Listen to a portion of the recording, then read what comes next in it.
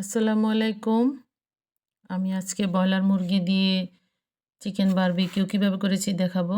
প্রথমে নিয়ে নিলাম গরম মশলা, এলাচ, দারচিনির গুঁড়ো, গোলমরিচের গুঁড়ো, ধনিয়ার গুঁড়ো, জিরার গুঁড়ো, বাটা মশলা, আদা রসুন বাটা, টক দই সব মিশিয়ে টমেটো সস সাথে নিয়েছি, লেবুর রস দিয়েছি। তারপরে এই মশলাগুলো সয়া সস সাথে দিয়েছি, একটু সামান্য চিনি দিয়েছি। সব বুকের মাংসটা নিয়েছি, সব মশলাগুলো একসাথে মিশিয়ে ভালো করে মেরিনেট করব। মাংসটাতে ডিমও দিয়ে দিয়েছি একটি, যাতে কালারটা সুন্দর আসে।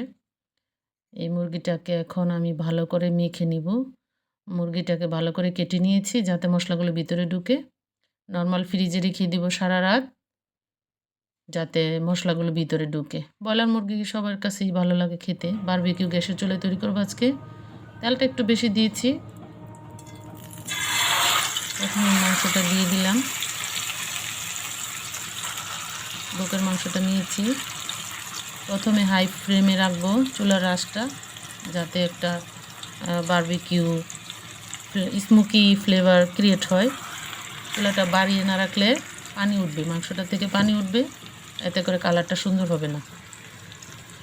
চুলাটা ফ্লেমটা বাড়িয়ে রাখবো।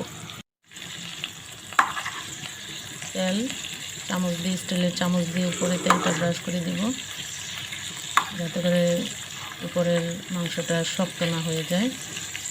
হাই ফ্লেমে রাখবো চুলাটা। মাংসটাকে ভালো করে ভেজে নিব, লাল করে ভেজে নিব। তারপরে তেলগুলো উপরে দিয়ে দিচ্ছি। বারবিকিউ মশলাটা এমন কেউ নাই যে ট্রাই না করেছে বাসায়। ঘরে থাকা বেসিক মশলা দিয়ে তৈরি করা যায়।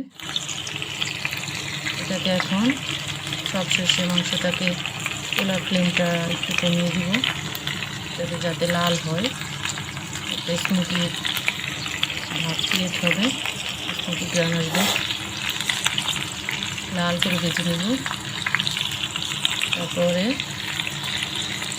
দেখতে পাচ্ছেন খুব সুন্দর একটা কালার এসেছে। এটাকে এখন চুলা থেকে নামিয়ে নেব। তৈরি আমার বারবিকিউ চিকেন। বারবিকিউ চিকেনটা দেখতে মাশাআল্লাহ হয়েছে, খেতে আশা করি ভালো লাগবে। এই তো।